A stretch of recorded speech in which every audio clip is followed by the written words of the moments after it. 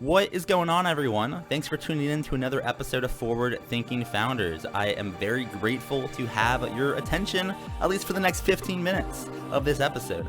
Forward Thinking Founders is a podcast where I interview pre-seed and seed stage founders about their products, what they want to build into the world, and why. We dive into how they spend their time, what's their vision, what's their origin stories, all these things, so you can learn all about what's coming tomorrow. Because these companies haven't hit critical scale yet. Most of them haven't hit product market fit. These are just early stage companies, and the big question is, what can this be? And in this podcast, we bring that out.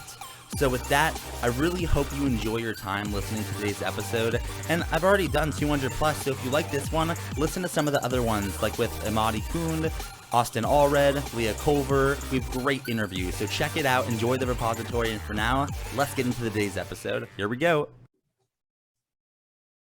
All right, how's it going, everyone? Welcome to another episode of Forward Thinking Founders, where we talk to founders about their companies, their visions for the future, and how the two collide. Today, I'm very excited to be talking to Dornubari Vizor, who's a co-founder of GroupApp. Welcome to the show. How's it going? It's going good, man. Thanks for having me on the show. I've been listening to a couple of your episodes, and I'm really excited to just share what we're working on and just have a conversation with you. Yeah, I'm excited to have you on and learn more about what you're working on with GroupApp, and especially the space that you're in. Kind of lots of eyes are on this space. So, for people that haven't heard of your company, they haven't heard of GroupApp, what are you working on? What is GroupApp? Yeah, so GroupApp is an online community platform for knowledge creators who are looking to build learning communities. And what we mean by that is, traditionally, you have the traditional online course platforms out there like Teachable, Thinkific, that sort of just act like as a siloed online learning tool where most of there's not much of an interaction or engagement with the instructor or the creator. It's more of, hey, just watch videos, maybe do lessons. But what we're trying to do is we're trying to unify the online community and online courses into one platform for creators who want to have more engagement with their audience and want to be able to just build on top of the learning content. So learning is not just a siloed thing, but you're learning in a community and you're able to collaborate with members of that community as well. So walk me through a little bit about kind of like how it works. So, I got a community of founders. They all, are begging to interact with each other. Like I don't have a great tool for this. So help me understand if I use GroupApp, what could I do and how can I leverage it to better serve my community? Yeah, so let's say if you are, let's say, a YouTuber and you teach programming online and you want to launch an online course, but you don't want to launch it in the traditional format of using Teachable. You want to launch it where you want your students to be able to collaborate real time on the lessons that you are teaching. So if you have multiple modules, you want them to be able to communicate with each other, share resources, maybe ask for help with other community members, and have a place for you to be able to communicate with them. And let's say you release supplementary instructions later on, for you to be able to communicate with them further on beyond the course completion date. Tell me a little bit about kind of how you got this idea and where the origin of the story came from, for GroupApp.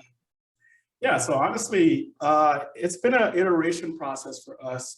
We started out focusing solely on the community aspect. Like you said earlier, community is like the buzzword right now, and everyone's looking to build a community platform. And for us, we focused initially on, hey, we wanted to be an alternative to Facebook groups. But we saw that space as creators started using our tool, that they were more leaning towards, hey, we want to be able to build online learning communities to better serve our material and improve course completion rate and retention of our students. And so as we got feedback on our beta product that we initially launched, we realized that's the route that we should be moving towards. And so that's where we're at today.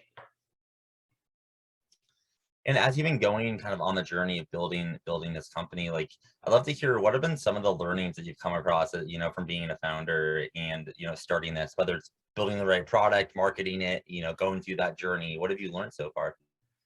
I think being a second time founder, one of the biggest things that I've learned is not to overcorrect.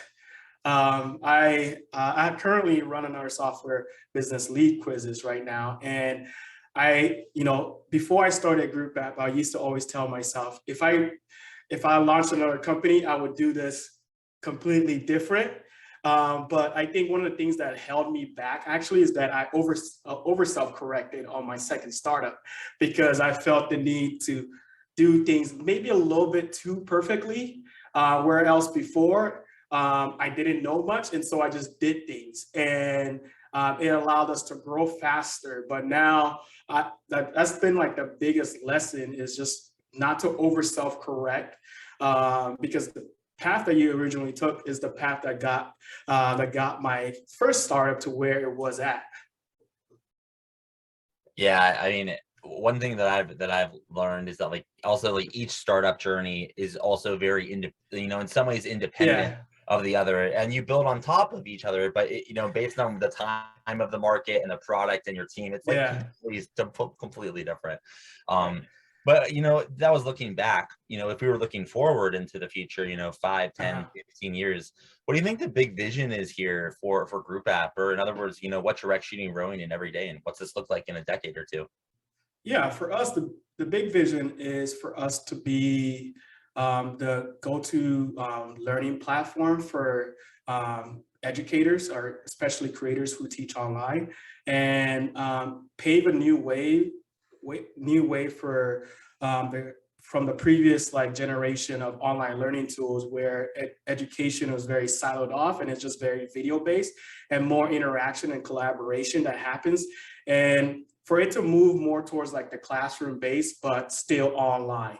So, like all of us, we probably all spent 8 years plus in school collaborating with our classmates, and now as online education and COVID accelerated online education has come up, the tools to support collaboration for students hasn't really quite been there. It's just been the traditional model of like watch courses and then take lessons, and there's no further education moving on. But for us, our grand vision is to build the learning platform of the future where collaboration and student engagement is truly happening.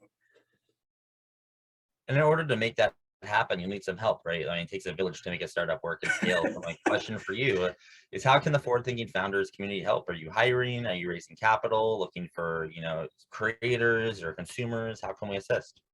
So for us, what we're looking for is creators, specifically creators who are teaching online right now and are looking for alternative tools to what their MLS and what they're providing in terms of online learning. And they're looking to try something that's more collaborative. That's what we are looking for. We're also looking to raise money in the next 6 months or so. So anyone that has raised money, I'd love to reach out to them and just understand the process.